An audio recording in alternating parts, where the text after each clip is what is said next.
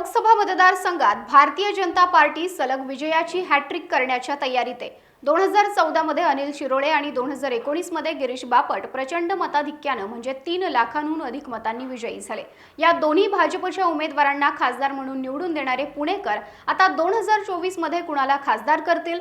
मोदी सरकारच्या 2 टर्म नंतर पुणेकर पुन्हा भाजपचाच उमेदवार निवडून देतील की महाविकास आघाडीच्या उमेदवाराला संधी देतील? महाविकास आघाडीचं आव्हान परतवून लावण्याची ताकद भाजपच्या कोणत्या इच्छुक उमेदवारामध्ये आहे? अशा अनेक प्रश्नांवरून सध्या जोरदार चर्चा सुरू आहे। याच अनुषंगाने आपण या व्हिडिओमध्ये सविस्तराने जाणून घेणार आहोत।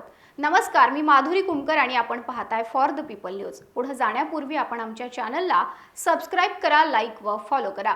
भाजपमध्ये इच्छुकांमधील माजी महापौर मुरलीधर मोहोळ यांचं नाव सध्या आघाडीवर असल्याची चर्चा आहे। परंतु त्यांच्याबरोबर माजी राष्ट्रीय सचिव सुनील देवधर, माजी खासदार संजय काकडे, माजी शहराध्यक्ष व वडगाव शेरीचे माजी आमदार जगदीश मुळीक यांचीही नावे इच्छुकांमध्ये आघाडीवर आहेत।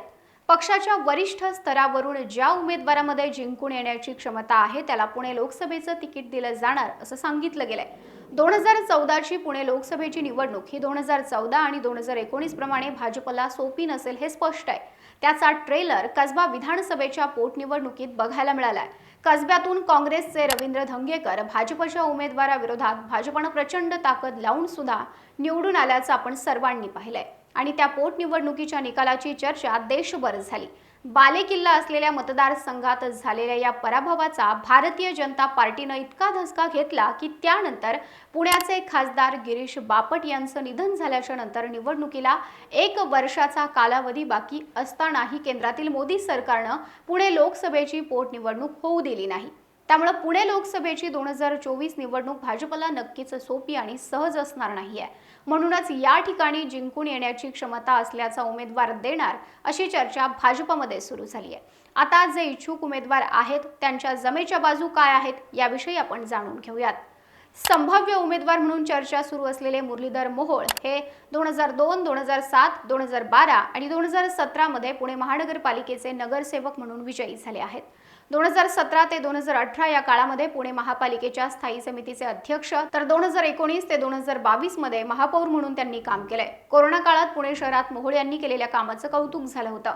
त्यानंतर मोहोळ यांची निवड भाजपच्या प्रदेश सरचिटणीसपदी झाली। पुणे लोकसभेचे प्रभारी म्हणूनही त्यांच्यावर जबाबदारी टाकण्यात आली। पक्षातील सर्व समावेशक चेहरा म्हणून मोहोळ यांच्याकडे पाहिलं जातं। विविध सांस्कृतिक कार्यक्रमांच्या आणि कुस्ती स्पर्धेच्या आयोजनातून त्यांनी आपल्या उमेदवारीची दावेदारी प्रबळ केली आहे। दुसरे इच्छुक उमेदवार आहेत राज्यसभेचे माजी खासदार संजय काकडे। संजय काकडे हे कोणत्याही पक्षाचे सदस्य नसताना 2014 मध्ये अपक्ष म्हणून राज्यसभेवर बिनविरोध निवडून गेले। त्यानंतर ते भाजपाचे सहयोगी सदस्य झाले। नोव्हेंबर 2016 मध्ये मोदी सरकारने नोटबंदीचा निर्णय घेतल्यानंतर देशातले संजय काकडे हे एकमेव खासदार होते ज्यांनी नोटबंदीच्या समर्थनार्थ रॅली काढली। 80,000 पुणेकरांनी या रॅलीमध्ये सहभाग घेतला होता। पक्षाच्या सदस्य नोंदणी अभियानावेळी त्यांनी एकट्याने पुणे लोकसभेसाठी 1.5 लाखांहून अधिक सदस्य नोंदणी केली होती। फेब्रुवारी 2017 मध्ये झालेल्या महापालिका निवडणुकीत भाजपला मिळालेल्या ऐतिहासिक विजयात संजय काकडे यांचा मोलाचा वाटा होता। त्यांनी सुमारे 40हून अधिक नगरसेवक निवडून आणले। 2014 व 2019च्या लोकसभा आणि विधानसभा निवडणुकीत भाजपच्या विजयात संजय काकडे यांनी महत्त्वपूर्ण भूमिका बजावली। पुणे कॅन्टोन्मेंट, शिवाजीनगर, कोथरूड विधानसभेतील विजय होण्यामध्ये सुद्धा संजय काकडे यांची भूमिका काय होती हे त्या विधानसभेचे आमदार अधिक चांगल्या पद्धतीने सांगू शकतील। पुणे लोकसभा मतदारसंघात पक्षाच्या व्यतिरिक्त काकडे यांना मानणारं मोठं नेटवर्क आहे। विरोधी पक्षातील नेत्यांचीही मदत घेण्याची क्षमता त्यांच्यामध्ये आहे। शिवाय कार्यकर्त्यांना ताकद देणारे आणि मराठा समाजासह ओबीसी, दलित आणि मुस्लिम समाजातही लोकप्रिय असलेल्या संजय काकडे यांनी त्यांच्या या जमेच्या बाजू पक्षाच्या वरिष्ठ नेत्यांपर्यंत पोहोचवल्या आहेत। उद्योजक म्हणून गेली 30 वर्षांहून अधिक काळ ते काम करत असल्याने पायाभूत सुविधांच्या बाबतीत काकडे यांना सखोल माहिती आहे। 2019 मध्येही ते पुणे लोकसभा लढवण्यासाठी भाजपकडून इच्छुक होते, मात्र त्यावेळी गिरीश बापट यांना तिकीट देण्यात आलं। भाजपातील तिसरे इच्छुक उमेदवार आहेत माजी शहराध्यक्ष जगदीश मुळीक। राष्ट्रीय स्वयंसेवक संघाच्या मुशीत जडणघडण झालेल्या जगदीश मुळीक यांना 2014च्या विधानसभेसाठी भाजपकडून वडगाव शेरी मतदारसंघातून उमेदवारी मिळाली आणि पहिल्याच निवडणुकीत ते विजयी झाले। परंतु 2019 मध्ये त्यांचा पराभव झाला. पुढे त्यांच्यावर पुणे शहराध्यक्षपदाची जबाबदारी देण्यात आली. या काळात त्यांनी भाजपाचं संघटनात्मक काम करताना पक्षवाढीसाठी प्रयत्न केले. प्रत्येक मतदारसंघात कार्यक्रम करताना पक्षाची ध्येय धोरणं जनसामान्यांपर्यंत पोहोचवण्यासाठी काम केलं. 3.5 वर्षांपेक्षा अधिक काळ ते पुणे शहर भाजपाचे अध्यक्ष होते. कोरोना काळात सर्वसामान्य नागरिकांच्या मदतीला धावून गेले. विविध सामाजिक आणि सांस्कृतिक कार्यक्रमातून त्यांनी उमेदवारीवरील दावा प्रबळ केला. मोहोळ यांच्याप्रमाणेच ते देखील फडणवीस यांच्या विश्वासातले मानले जातात. भाजपकडून इच्छुक असलेले उमेदवार म्हणजे पक्षाचे माजी राष्ट्रीय सचिव सुनील देवधर. मूळ पुण्याचेच असलेल्या सुनील देवधर यांना पक्षाच्या संघटनात्मक कामासाठी अनेक वर्ष पुण्याबाहेर काम करावं लागले.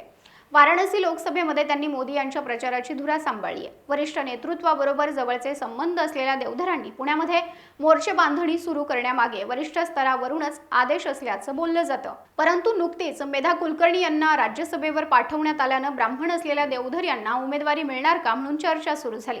देवधर यांनी पूर्वेकडील राज्यात भाजपसाठी चांगलं काम केलं आहे. त्यांचं संघटनात्मक काम मोठं आहे, परंतु पुण्यामध्ये त्यांचा अनेक वर्ष संपर्क नसल्याने त्यांची पुणेकरांना फारशी ओळख नसल्याचं आतापर्यंत दिसून आलंय.